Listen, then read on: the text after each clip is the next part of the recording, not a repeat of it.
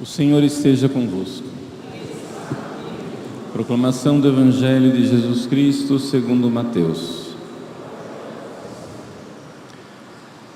Naquele tempo, quando Jesus entrou em Cafarnaum, um oficial romano aproximou-se dele suplicando: Senhor, o meu empregado está de cama lá em casa, sofrendo terrivelmente com uma paralisia. Jesus respondeu: Vou curá-lo. O oficial disse: Senhor, eu não sou digno de que entres em minha casa. Dize uma só palavra e o meu empregado ficará curado. Pois eu também sou subordinado e tenho soldados debaixo de minhas ordens. E digo a um: vai, e ele vai, e a outro: vem, e ele vem. E digo ao meu escravo: faz isso, e ele faz. Quando ouviu isso, Jesus ficou admirado e disse aos que o seguiam: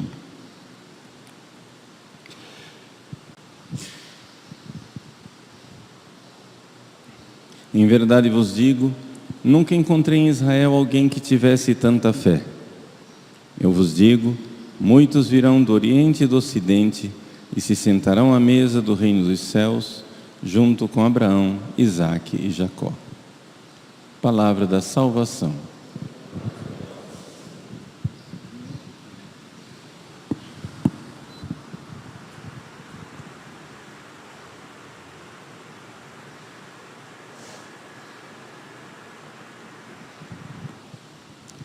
Meus queridos irmãos e irmãs, estamos no tempo do Advento e o Evangelho de hoje parece contradizer o espírito desse tempo. O que é o tempo do Advento? Maranatá. Vem, Senhor. Vinde, Senhor. Nós queremos a vinda do Senhor. O Evangelho de hoje diz: Senhor, eu não sou digno, não venha não. Senhor, eu não sou digno de que entreis em minha morada. E nós repetimos isso todas as missas. Todas as missas o Padre nos apresenta: eis o Cordeiro de Deus, que tira o pecado do mundo. E nós dizemos: Senhor, eu não sou digno de que entreis em minha morada. Ou seja, que venhas debaixo do meu teto, né? Sub tectum meum. O nosso teto, a nossa alma, o tectomeo, que fala a oração, é dizer que eu não sou digno de receber a comunhão. E que Jesus não precisaria vir na comunhão. Bastaria uma palavra. Mas contradizendo o que a gente acaba de dizer, a gente entra na fila de comunhão e comunga. Então, afinal das contas, é para Jesus vir ou não? É para nós comungarmos ou não? As duas coisas. Vamos explicar. Primeira coisa. A primeira coisa que nós temos que... Se nós queremos verdadeiramente ter um sentimento de realidade, não adianta você ir por aí visitar livrarias em estantes de autoajuda, onde vão dizer para você: você pode, você é maravilhoso, você pode, você é maravilhoso. Vai, repete isso 1000 vezes: você pode, você é maravilhoso. Não. A grande realidade é que nós somos miseráveis. E tão mais miseráveis quanto mais talentosos. Ou seja, nós somos muito mais do que as pedras, do que as árvores, do que os animais. O ser humano tem muito mais capacidade, muito mais talentos dados por Deus. Mas exatamente por isso, nós temos um poder de destruição e de causar desgraça maior do que qualquer animal. Um leão pode matar outro leão, mas um leão não pode destruir o planeta. E o ser humano pode. Nós temos uma capacidade de miséria, de destruição, de maldade, que é uma coisa tremenda. Nossa capacidade destruidora. Nós somos maus. E não adianta você ficar com sentimentos de positivo, pensa para cima, etc, etc, porque isso não vai tirar essa verdade. A verdade é que nós somos capazes de causar grande prejuízo. Somos capazes de ferir. E esse primeiro passo, ele é importante não só espiritualmente, como também humanamente, psicologicamente. Deixa eu explicar. As crianças sofrem, mas a maior parte das crianças não enxerga que elas também causam sofrimento. Você sofre, mas é um infantilismo, é uma imaturidade você achar que só você sofre no mundo e que você não causa sofrimento em ninguém. Você causa sofrimento. Você sofre e faz sofrer.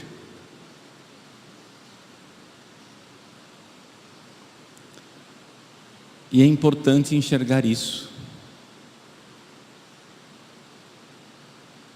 Não é solução você ficar dizendo, não, eu não faço sofrer, não, está tudo bem, não, eu sou maravilhoso. Não, isso não é solução, porque isso é auto-engano, e ninguém consegue se auto-enganar com perfeição, porque tem sempre dentro de você, uma testemunha levantando a mão e dizendo, protesto. É você mesmo, você sabe que você está mentindo. Não adianta apagar a voz que acusa dentro de você. Mas esse é somente um lado da moeda. O primeiro lado da moeda é a nossa miséria. Senhor, eu não sou digno. Domine non sum dignus ut intris subtectum meum. Senhor, eu não sou digno de que entreis em minha morada.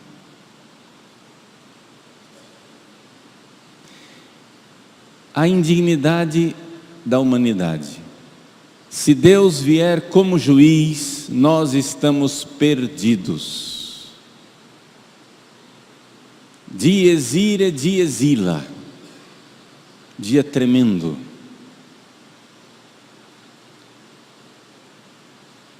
Nesse dia do juízo de Deus, quem eu vou chamar como advogado?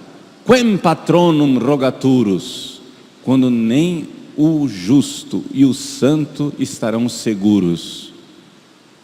Convix justus sit securus. Essa é a primeira realidade. E nós precisamos enxergá-la profundamente. Aí você chega e diz assim, mas padre, se for isso, eu estou perdido, porque eu já sofro de escrúpulos, eu já sofro de baixa autoestima, eu já sofro de depressão, eu já me tormento o dia inteiro, esse padre Paulo Ricardo não está me ajudando. Mas exatamente porque eu quero ajudar você a sair do escrúpulo, da depressão, da falta de esperança, do desânimo, que eu tenho que fincar esse primeiro prego no chão, cravar essa coluna no solo da verdade. Você acha que não presta e você tem razão. Você não presta mesmo. A verdade vos libertará. A solução não está no auto-engano, a solução está noutra coisa. É que Ele veio salvar o que não presta. Ele veio, mas não veio como juiz. Por isso, a primeira vinda de Jesus Ele vem como criança. Ele vem na manjedoura. Ele vem no presépio. Ele vem nos braços de Maria. Ele vem como um bebê inofensivo, inerme, sem armas na mão. Ele vem como Salvador. Vem como Salvador aquele que eu não suportaria como juiz. Vem como Salvador aquele que eu não seria capaz de aguentar como justo juiz.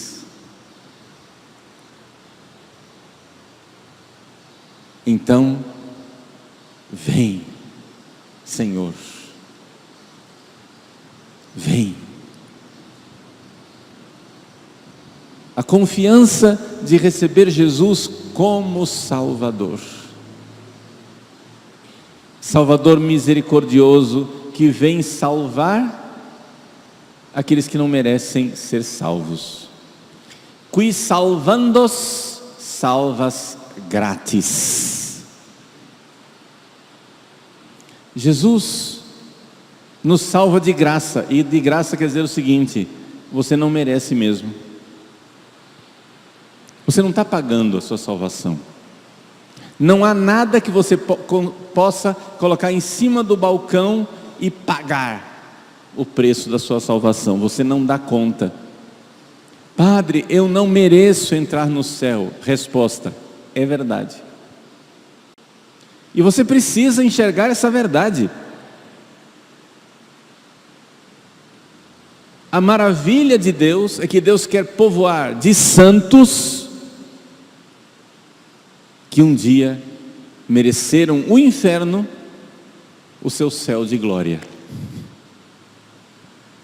Deus quer fazer santos, capazes de amar com um amor divino, capazes de realizar prodígios àqueles que muito justamente mereceriam o inferno. Essa é a maravilha de Deus, e aqui está a nossa esperança. O tempo do Advento é o tempo da grande esperança. Esperança em quê? Que Deus faz os santos do barro dos condenados. Ele pega aquele barro condenado ao inferno, aquela miséria.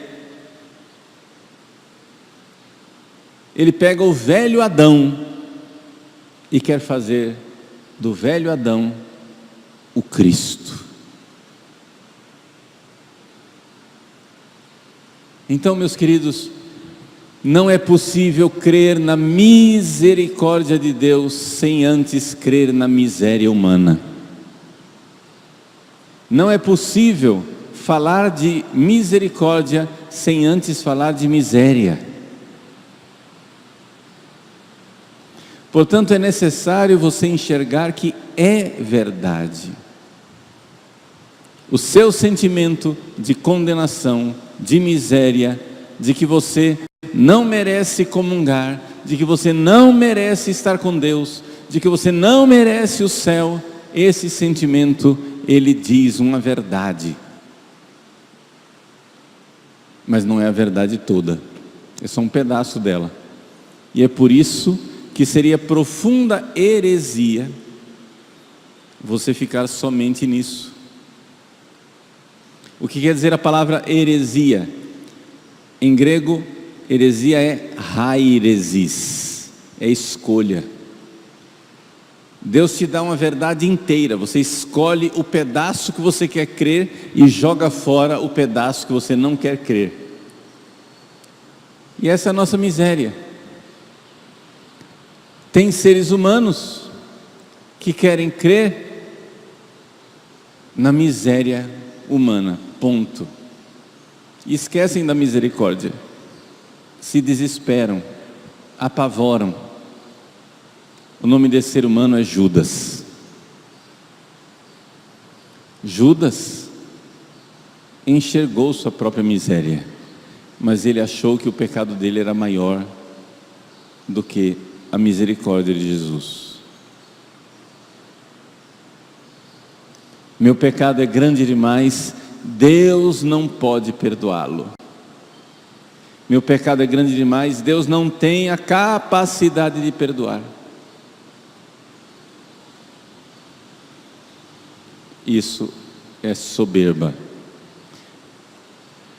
Na primeira carta, São João nos recorda: se o teu coração te acusa, Deus é maior que o teu coração. Aqueles que sofrem de escrúpulos, aqueles que estão em desespero, aqueles que estão para desistir de tudo, recorde disso. Se o teu coração te acusa, Deus é maior que o teu coração. O teu coração te acusa e te acusa justamente. O teu coração te acusa e te acusa justamente. Só que tem o outro lado da moeda. Não escolha só um pedaço da verdade, escolha a verdade inteira. Deus é maior que o teu coração. Quer dizer que a miséria humana é um nada diante da misericórdia de Deus, que quer perdoar a nossa miséria, desde que nós tenhamos esta fé do centurião romano, esta fé que diz: eu não sou digno, miséria, mas dizei uma palavra, misericórdia. Eu não sou digno, mas Deus faz até para quem não é digno, porque ninguém merece a graça primeira, a graça da conversão. Então eu, pela fé, creio que Ele verdadeiramente me ama, me amou, se entregou por mim. Como eu vou ter medo daquele que veio por mim? Meus queridos, essa é a misericórdia, a profunda fé na misericórdia de Deus. E aí tem a heresia do outro lado. Tem a heresia da pessoa que crê somente na misericórdia de Deus, mas não crê absolutamente na miséria humana. Vejam que para anular a misericórdia de Deus, não tem somente um jeito, que é eu pensar em Deus como um juiz implacável. Para anular a misericórdia de Deus, tem um outro jeito também, que é eu chegar e dizer: eu não sou miséria. Porque como é que Deus vai ter misericórdia se você não é miséria? E é o que está acontecendo hoje em dia. Nós estamos vendo cada vez mais se expandir na igreja a heresia do misericordismo. O que é o misericordismo? A heresia do misericordismo é uma heresia que crê na misericórdia, mas não crê na miséria. Crê que Deus a todos quer salvar, e isso é verdade, mas não crê que nem todos serão salvos, e isso também é verdade. Você está escolhendo só um lado. Deus quer salvar a todos, mas infelizmente nem todos serão salvos. Por quê? Porque nem todos terão essa fé do centurião, nem todos pedirão misericórdia, nem todos terão essa confiança no Deus misericordioso. Sim, Judas falhou, porque esqueceu da misericórdia. Ele viu somente o pecado dele e disse: meu pecado é maior do que a misericórdia de Deus. Por isso pecou de heresia, não enxergou a misericórdia de Jesus. Mas não tem somente Judas, tem aqueles pecadores impenitentes que não recorrerão à misericórdia de Deus exatamente porque não viram a própria miséria. não viram o próprio pecado. Bastaria você pedir perdão. Se Judas, ainda com as malditas 30 moedas na mão, tivesse dirigido o seu olhar para nosso Senhor, fonte de misericórdia, ele teria se arrependido, mas ele não quis. Judas, fechado em si mesmo, não elevou o seu olhar para Cristo, fechou-se em si mesmo e remoeu o seu pecado.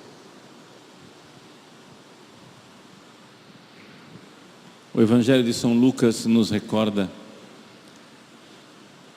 que São Pedro, no palácio de Caifás, quando o galo cantou, ele olhou para Jesus e Jesus olhou para ele. Então o Senhor olhou para Pedro. E então Pedro, diante daquele olhar de misericórdia e de amor, se arrependeu e confiou. Para Pedro havia também a possibilidade do suicídio. Pedro também havia outras tantas árvores na Judeia, da qual ele pudesse se pendurar.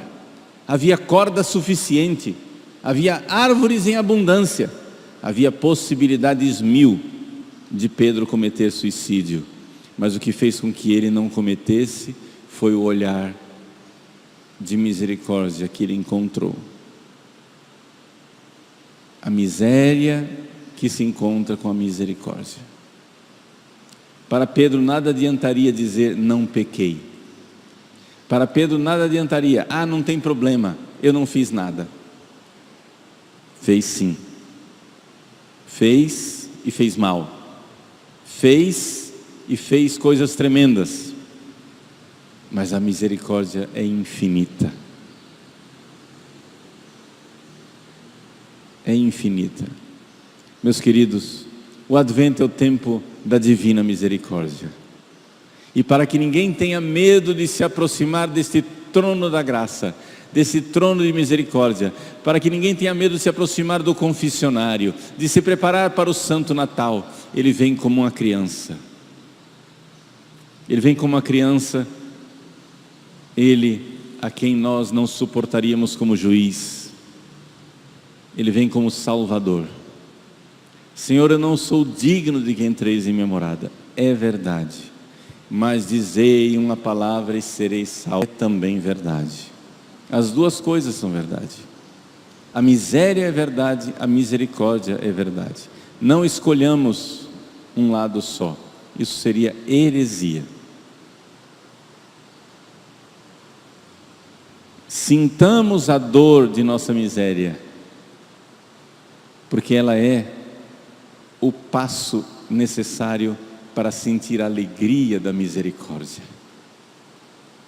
Quando, vendo o meu pecado, eu olho para Ele, e Ele olha para mim, e vendo também o meu pecado, vê muito mais. Vê o filho amado, vê o filho pródigo, vê o filho que volta à casa do pai, vê o filho arrependido, vê o filho confiante, vê o filho que quer receber misericórdia. Sim, como o filho pródigo, o centurião do evangelho de hoje diz: Pai, pequei contra o céu e contra ti, não sou digno de ser tratado como um filho, trata-me como um empregado, recebe-me como um empregado na tua casa, um escravo, porque os escravos na casa do meu pai são mais bem tratados do que os príncipes em outros palácios. E o pai, fazendo ouvidos moucos àqueles rogos, diz: traga uma túnica nova. Põe um anel no dedo do meu filho, tragam sandália. Meu filho estava morto e voltou à vida, estava perdido e foi reencontrado. Misericórdia. Mas se o filho pródigo tivesse ficado na pocilga, dizendo que aquilo não é pecado, não, Deus é misericórdia, Ele não vai me condenar coisa nenhuma, não, eu vou continuar na pocilga, comendo comida de porco, que felicidade, porque Deus é uma gracinha, Deus é misericórdia, e Ele não se importa se eu continuar revirando na lama como um porco. Se ele tivesse continuado lá, e não tivesse se encontrado com a sua miséria, ele não teria se levantado, e se não tivesse se levantado e arrependido, não teria caminhado, e se não tivesse caminhado, o Pai não correria ao seu encontro para cobri-lo com beijos. Meus queridos, é advento, o Senhor vem, mas é necessário também que você vá. O filho pródigo foi, ele caiu em si e disse: vou para a casa do meu pai. E enquanto o filho estava ao longe, o pai o avistou e correu. Que cena comovedora, que cena cheia de paixão e de compaixão. Um velho correndo, o velho pai correndo ao encontro do filho. Ele vem ao nosso encontro, Ele vem para nos resgatar. É advento, meus irmãos, é advento, minhas irmãs. Ele vem, não vem como juiz, vem como aquela criança inerme, vem como aquele velho alquebrado, vem para nos cobrir de beijos e lançar-se ao nosso pescoço. É advento do Senhor, tempo de penitência, tempo de arrependimento, tempo da miséria, a miséria se encontrar com a misericórdia.